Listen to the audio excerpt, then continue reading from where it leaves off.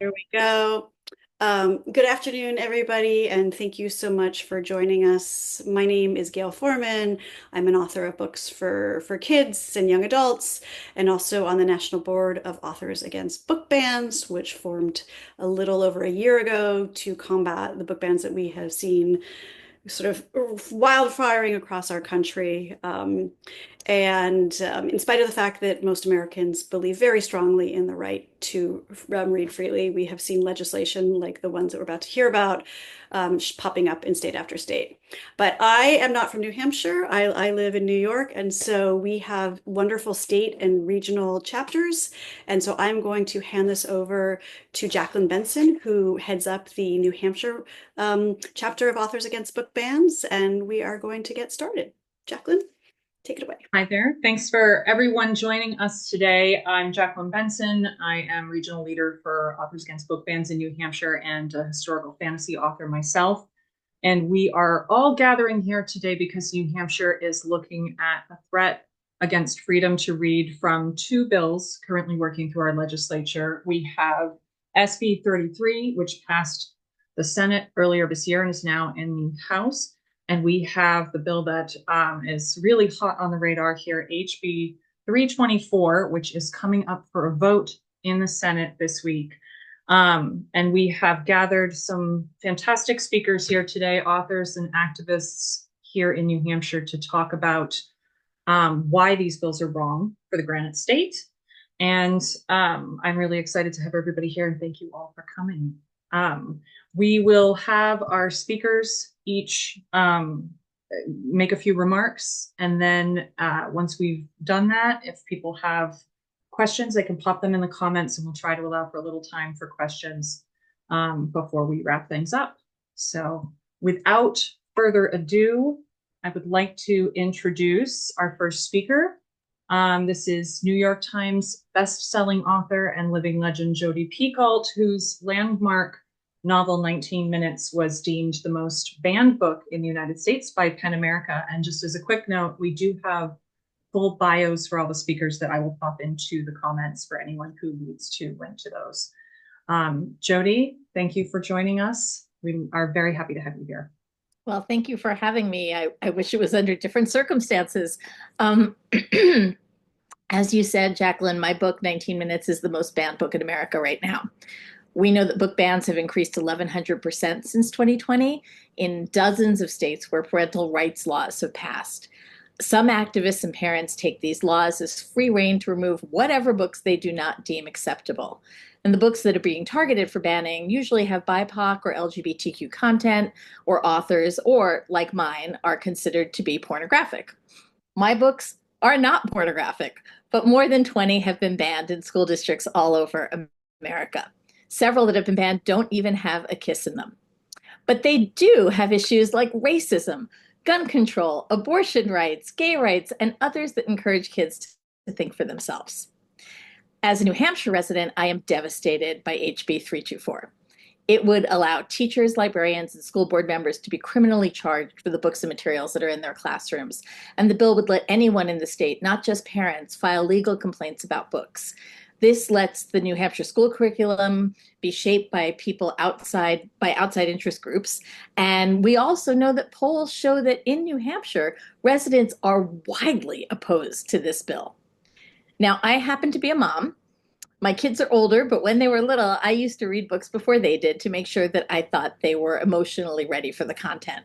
There is nothing wrong with a parent deciding that a certain book is not right for her child, but there's a colossal problem when that parent decides the book isn't right for anyone's child. These parents will tell you that the books are exposing kids to topics that are salacious or revolutionary. What kids are really being exposed to are lives and mindsets different from their own, which creates compassion and empathy. And research has proven that kids who feel marginalized, that see themselves in books, feel less alone. It's also proven that kids who've never encountered someone different from themselves get to do so in the safe space of a book, and that fosters understanding. Books bridge divides between people, and book bans create them. Now, my book, 19 Minutes, happens to be about a school shooting and the effects of bullying. But the reason that it is cited for being inappropriate for high school kids is not the violence, but a single page in the book that depicts a date rape and includes the word erection, which apparently is something high school kids have never heard before. The scene is not gratuitous, it is not graphic. A recent University of Colorado study shows that 1 in 15 Americans have been on the scene of a mass shooting incident. What does it say about the world when keeping children safe means banning a book about school shootings, but not regulating the guns that cause them?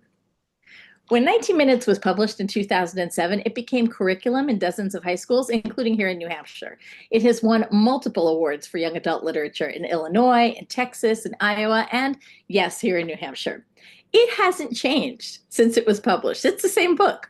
But in the 17 years since then, it went from being curriculum and award-winning to being banned. And that tells me that it is society that has changed. It's parents who've been empowered by very badly written laws to make decisions for other people's children. But worst of all, it means that there are some kids who don't have access to a story that might not make them feel alone in their thoughts and their fears. The vast majority of residents in America, including in New Hampshire, do not support book bans. Some states have passed laws that have prevented bans. Some have overturned the parental rights laws that led to the rash of book bans. States that still have laws on their books, like HB 324, are being targeted by lawsuits from PEN America, from the ACLU, from authors like myself, and from students who want to protect the freedom to read. We know from history what the next chapter looks like when we don't fight book bans. And we know that that is a story that does not end well. Thanks.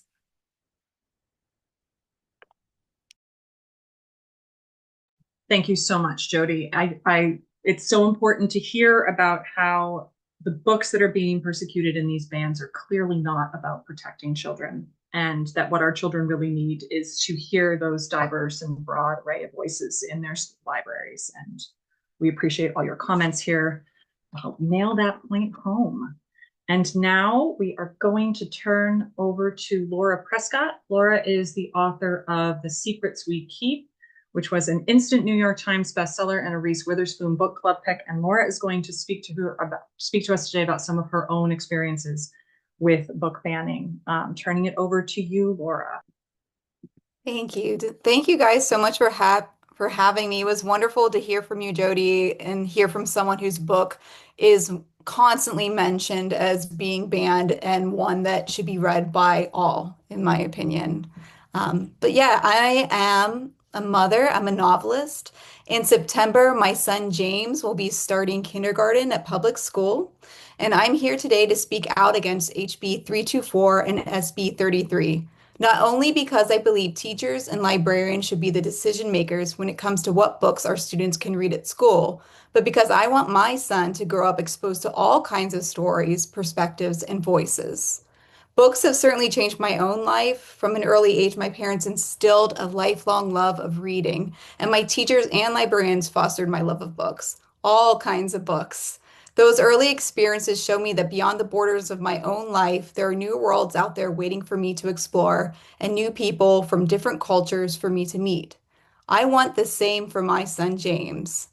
To me, there's no greater way to create empathy than storytelling. Books build connection. Books bring us together.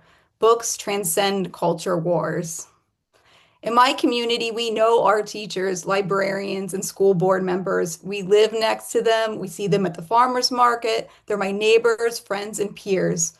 As we put our trust in them every time we send our kids to school, I also trust them to choose books for their classrooms and librarians that will help my son grow as a reader and as a person. This won't happen if HB 324 and SB 33 are passed.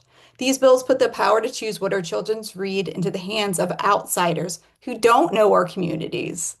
HB 324 would make it a criminal offense if certain books were found in classrooms and libraries, turning teachers into criminals.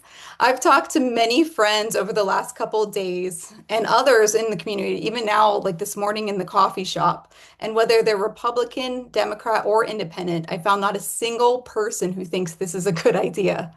In my novels, The Secrets We Kept, I wrote about a book banned by the Soviet Union called Dr. Zhivago. My own book was published in over 30 countries, but it was banned from being published in China because of its storyline about the love between two women. It's hard to believe we're seeing echoes of that in our own country today. Teachers and librarians being criminalized for the books in their classrooms. I'd expect that in Russia or North Korea or China, but here in the United States and in the live free or die state, no less, no thank you.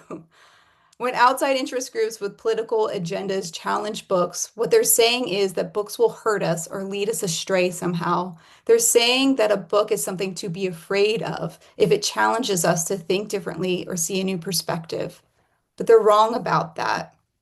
Banned books like Dr. Zhivago, Beloved, Anne Frank's The Diary of a Young Girl, and so many more have changed how I view the world. When you can imagine what life is like for someone completely different than you gain understanding, and with that, a deeper connection to the world. That's the power of books. That's the power I want my own son to experience, and for all kids in the state of New Hampshire. So let's leave these decisions about what our children can read to those who know our communities best, teachers, librarians, and school boards, not special interest groups with a political agenda. I hope everyone hears and speaks out against these bills and that the House and Senate vote no on HB 324 and SB 33. Thank you. Thank you so much, Laura. It's wonderful to hear from, we're very blessed in the state to have so many incredibly creative content creators and writers here, and to hear your voices speaking as New Hampshire writers about freedom to read in the Granite State is really inspiring. And Laura, I think we really do want to make sure that point is so clear. New Hampshire has this wonderful tradition of local control over our schools and school districts and our curriculum. And HB 324 would override that and ultimately put that power in the hands of outside activist groups and the state. Now, moving to our third New Hampshire author for today, Sarina Bowen. She is a 24-time USA Today bestselling author, as well as the child of two educators and a parent who has raised her children through New Hampshire public schools. So Sarina, passing it over to you. Thank you so much, and thank you for giving me this opportunity to speak. As you said, I'm a New Hampshire voter and a New Hampshire business owner who put two kids through our school system. And it's clear to me that our children are already well protected by the laws of New Hampshire and have been for years with what they're exposed to at school. So this bill, as written, does nothing for our children. It is designed to pander to culture warriors at the expense of the judgment of our experienced New Hampshire educators. This bill tells educators in New Hampshire, we don't trust you. And in a post-COVID era, when teacher retention is already collapsing, that's not just insulting, it's chilling. If I were choosing where to teach in New England, where to start a career, I wonder, would I pick a state that values performative politics over the very people who educate our children? So please pay special attention as well to the first line of SB 324, the one that amends RSA 654 to insert the word hire into the existing obscenity law. You have to dig a bit to figure out how that actually works. But what it means is that one word change makes it possible to criminally charge a high school teacher for, say, showing a nude in a classical painting during an art history class, because that person is not a higher education educator, but a high school one. So that's completely unacceptable to me, and hopefully to you. And it really means that 324 doesn't protect students. It weaponizes their safety to score points in a culture war. It is really just a purposeful distraction from the issues that would actually protect our students, such as Senate Bill 204, which expands low-priced lunches for hungry students, which is currently retained in committee, and Medicaid cuts that are a battle item in the state budget proposal that's happening right now, and our kids' daily fear of actual gun violence. Please reject Senate Bill 324 and trust our licensed educators to do the jobs they were trained to do. I grew up in a house of teachers. I know how hard that job is already. Thank you so much. Thank you, Sarina. We really appreciate you having your voice here today and speaking in particular to that bizarre aspect of this bill where we would see our teachers potentially criminalized for the books in their classroom. And I would just add that you are not alone in finding that idea abhorrent. When a recent UNH poll was conducted on this issue, only 36% of people were in favor of the idea of allowing potential prosecution for teachers for the books in their classrooms. So this is an idea that is not popular in New Hampshire as well, and yet it is being pushed on us through HB 324. I would now love to introduce all of you to somebody who can speak as a parent in our New Hampshire community. This is Mackenzie Nicholson. She is the Senior Director of Moms Rising, where she helps tackle issues facing women, mothers, and families. And she is herself a UNH graduate with a degree in family studies, and we are very happy to have her here today. Thank you for joining us, Mackenzie. Thanks, everyone, and thanks to Authors Against Book Bans for organizing today's press conference. As Jacquelyn said, my name is Mackenzie Nicholson, and I'm the Senior Director of Moms Rising in New Hampshire. Moms Rising is a grassroots organization of more than 1 million moms across the country working to improve the lives of moms, our kids, and our families through advocacy, education, and mobilization. I'm here today because moms want their kids to have access to a full, honest education, not one that's censored or shaped by fear. The bills that we're talking about today threaten that freedom, and moms across New Hampshire are speaking up. Today, I'm here to amplify the voice of one of our moms, Katie DeAngelis, who couldn't be here. Our kids have a half day at school today, which is why you can see my little one joining me today. But Katie is a lifelong Granite Stater, and she shared a really powerful story at House Bill 324's hearing. She's a survivor of childhood sexual assault, and her story deeply resonates with me, as it does for many parents and families who know the value of honest and open conversations with our kids. When Katie was just a child, she faced a trauma that she couldn't fully understand until later in life. She carried that shame and confusion into her adolescence. But what helped her process her experiences were books that were available to her through her school library. Books like Speak by Lori Halls Anderson and The Perks of Being a Wallflower by Stephen Chbosky. These books were more than just stories, they were lifelines for her, and they helped her understand that she wasn't alone, and they gave her the language to start healing. Katie isn't alone in her experience, and it shows the critical value of literature. These books are not harmful or obscene. They help young people understand themselves, their emotions, and the world around them. They deal with trauma, identity, survival, and healing, topics that many kids are grappling with in their own lives as they grow and learn. Banning these books isn't just about taking away access to stories. It's about taking away the tools that kids need to make of their experiences and better understand diverse perspectives. These books help our kids develop empathy, emotional intelligence, and the critical thinking skills that are essential for navigating the complexities of life. House Bill 324 and Senate Bill 33 are a part of a larger effort sweeping across our nation to threaten those tools. These bills would make it easier to ban the books that we're talking about here today, the books that saved Katie and that could save countless others. These books help kids see themselves and begin to heal. And worse, these bills could criminalize educators and school board members and librarians who are trying to provide the resources that our kids need. As a mom, I know how important it is to protect my children, but banning books is not the answer. Parents already have the right to review materials and opt their children out of content that they find objectionable. But what one family finds inappropriate should never determine what every child has access to in our public schools. These bills would put educators at risk and make it harder for them to do their jobs. Teachers and librarians are not the enemy. They're our partner in helping our children grow, think critically, and learn about the world around them. And as you heard, as New Hampshire continues to experience a teacher shortage, bills like these don't help teachers feel supported. They make them feel targeted. Instead of criminalizing them, we should be doing everything we can to support them and lift them up. What's most frustrating is that these attacks are not coming from concerned parents in our schools, but from outside groups and political agendas that are trying to control what our kids can learn. We, as parents, have the right to raise our children with the values that we believe in, but we also have the responsibility to ensure that they have access to a full, honest education. Katie's stories and the stories of countless other families show us just how important it is to give our children the opportunity to read, learn, and heal. And we can't let these bills take that away. And because I'm a mom, I'm going to pass it to my daughter, Quinn, if she'll come over to this side of the computer, please. No, come on over here, please. What do you have to say, Quinn? Hi, my name is Quinn and I'm 8 years old.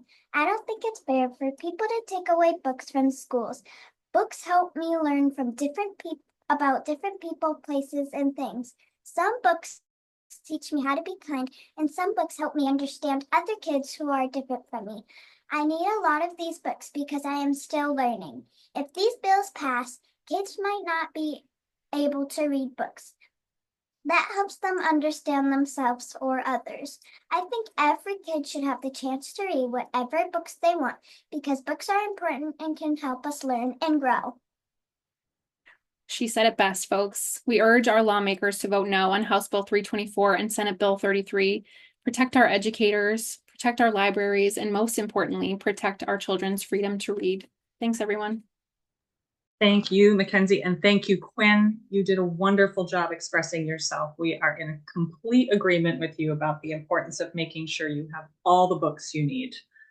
I am going to now introduce somebody who can speak as a provider of books to children for many, many years. This is Susan Ballard. She is the former president of the American Association of School Librarians. And as the Director of Library, Media, and Technology Services for the Londonderry School District, Sue received a National School Library Media Program Award, and we are very glad to have her with us here today. Thank you, Sue. Well, thanks for having me. And Quinn, you are a hard act to follow, but you remind me of the reason I became a librarian.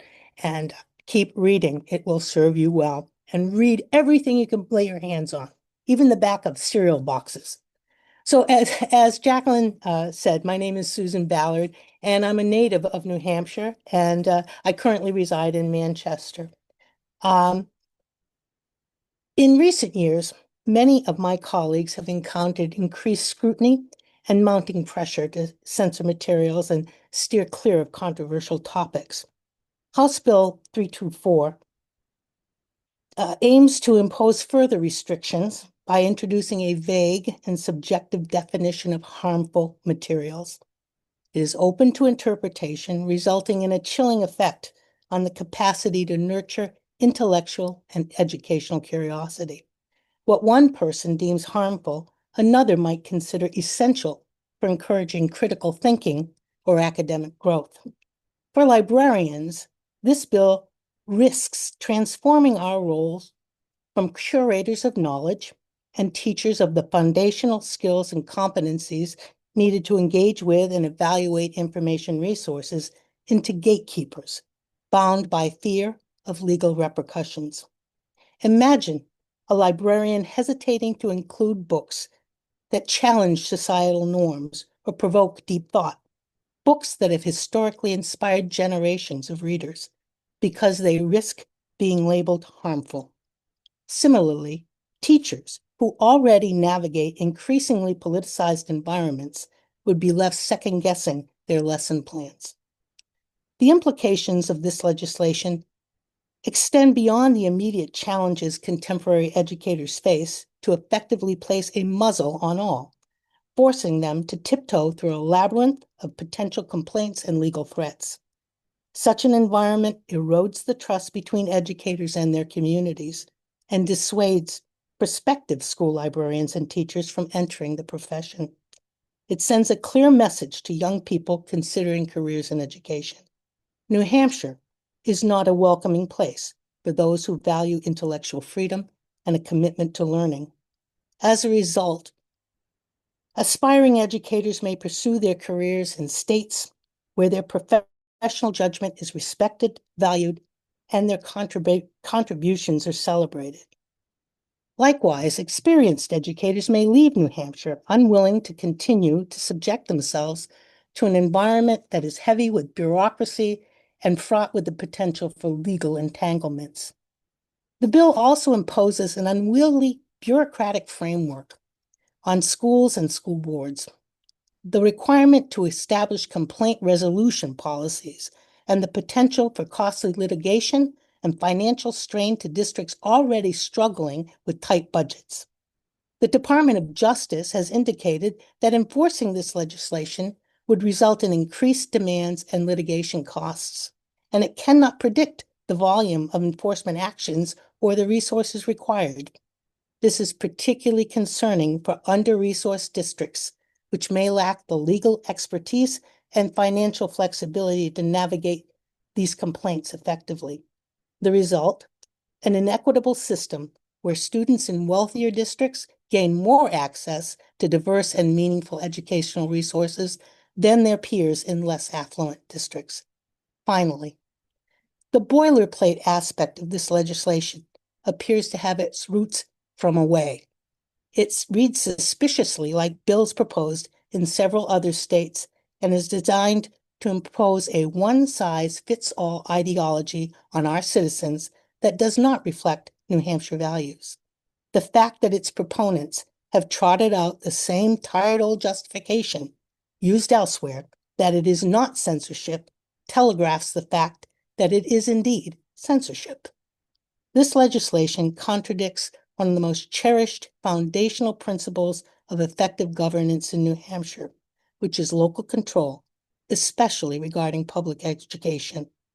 Through their elected school boards, individual communities are best positioned to determine what aligns with their values and meets the educational needs of their students.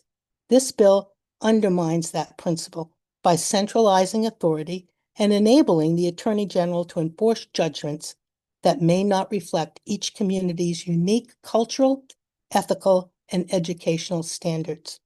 I urge the rejection of this bill, and I stand with the educators, students, and communities of New Hampshire who deserve a system that fosters growth, creativity, and vigorous intellectual discourse, not one mired in bureaucracy and fear.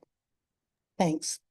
Thank you so much, Sue. It is wonderful to hear from you and to hear you speaking up for teachers and librarians in this state. I think everyone on here can probably, anyone of us who went through New Hampshire schools or have children in New Hampshire schools that can think of a librarian or a teacher who changed their life, changed their children's life. The last thing we should be doing is treating them like criminals, nor should we be burdening New Hampshire with the costs, the litigious costs and the bureaucratic costs of book bans at a time where our legislature is slashing budget items left and right because we are having a crisis of funding. And here we are looking at passing a law that will invite legal action against the state and cost our taxpayers even more money. And to speak to the impact on taxpayers and the impact on the legislature, I am so happy to have with us one of my personal heroes, Senator Deb Altschiller, who represents New Hampshire's District 24, serving Exeter, Greenland, Hampton Falls, Hampton, Northampton, Rye, and Stratham, who can speak particularly here to HB 324, which will be coming up for a vote in her branch of the legislature this week. And Deb, thank you for joining us. Take it away. Thank you so much, Jacquelyn, and thank you to AABB for putting this all together. I want a special shout out to Quinn. That was great. I appreciate it so much. I remember being a young reader too, and just gobbling things up. So I wish nothing but that for her too. So HB 324 is coming up for a vote this Thursday in the Senate. And we know from the introduction of this bill that New Hampshire doesn't want this. In fact, only 39 people signed in saying that they thought this was a good idea, and 1,367 people took the time to come and either testify or write us emails or sign in against this legislation. New Hampshire doesn't want this. Same thing for Senate Bill 33. 27 people thought it was a good idea, and 1,419 people came to oppose that bill.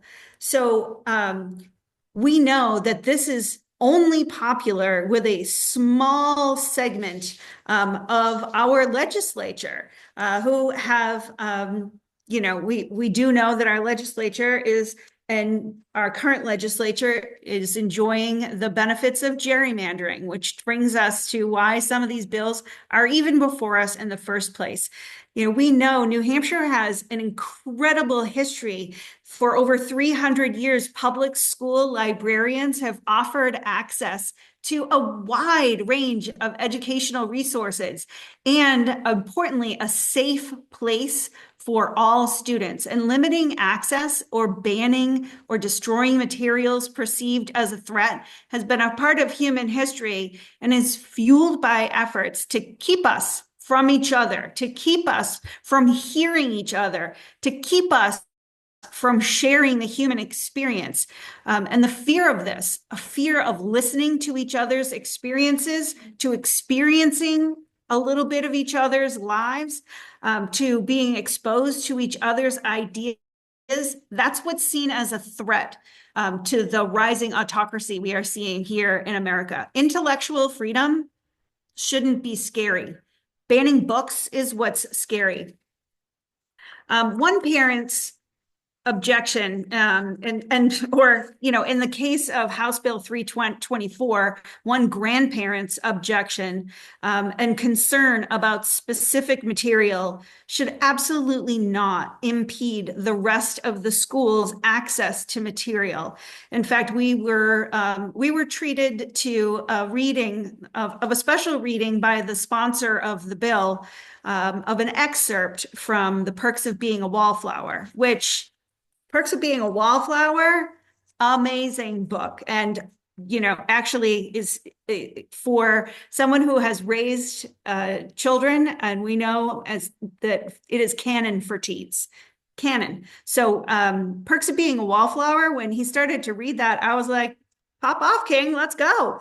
And he thought he was pulling out a piece of this book that it was going to land as salacious and, absolutely horrifying to everyone in the room. And honestly, I hope he didn't leave with bruise marks on his neck from all the pearl clutching, because actually what he did was he showed us how in hearing of another person's experience actually opens doors and opens minds and opens people, gives us I now understand what this meant. I understand what my friend is going through, or that's me.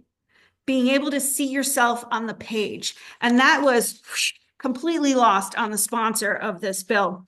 And we need to see these bills for what they are. And they are part of a larger effort to kill our public schools with death by 1,000 cuts. Set them up to fail so that then the opponents of public schools can turn around and say, look, our public schools don't work. They're terrible. Our kids are not thriving. Our public schools are failing us. Let's close the whole system down and privatize it, because that's the end goal, is the privatization. So each one of these efforts, House Bill 324, Senate Bill 33, things that New Hampshire has told us loud and clear, we don't want. They are the fever dreams of the authors of Project 2025, the Heritage Foundation, the Josiah Bartlett Center. And you know what? It's interesting that not a single person in this group here, and I have literally never heard it either in committee, no one wants to ban their publications, because hearing each other and listening to each other is the only way we're going to learn about each other.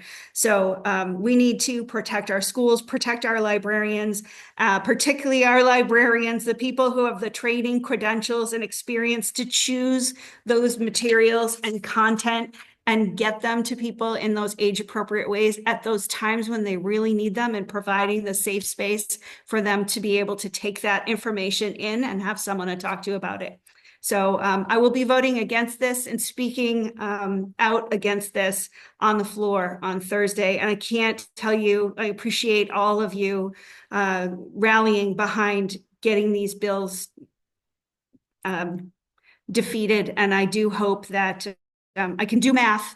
So unfortunately, it's not looking great because I also learned math in my public school where I got to read all the books. So it's time to start putting pressure on those other senators and our governor. Do we want to be the school? Do we want to be a state that bans books? I don't think we do. Thank you, Deb. I don't think we do either. And as Deb was saying, if people are hearing this and you are in New Hampshire, you can take action on this. Contact your senator, tell them to vote against HB 324, and also make sure you reach out to Governor Kelly Ayotte and make it clear to her that New Hampshire does not want this legislation. We don't want HB 324 and we do not want SB 33. And that is all of our speakers for today. And Gail, if I can turn it over to you, and maybe we have a couple of questions I think that folks have added to the feed as we've been going along. I think that you and the senator just answered a question, which is what should we be asking of the public? So to reiterate that, if you're in New Hampshire, speak to your state senator. And if this bill does pass the Senate, as unfortunately it looks like it might, then it's time to urge the governor to veto it for all the reasons that we discussed here. If there are no other questions, and I don't see any in the chat, I'm going to put my email here. I think we might have had... Okay, this is for Sue. Sue, this is from Stephen Porter. HB 324 is currently listed on the consent calendar for Thursday's session with the 3-1 committee recommendation in favor of passage. Given the GOP supermajority, it seems highly likely this bill will pass. What then? What do you recommend Granite Staters do after this legislation likely becomes law?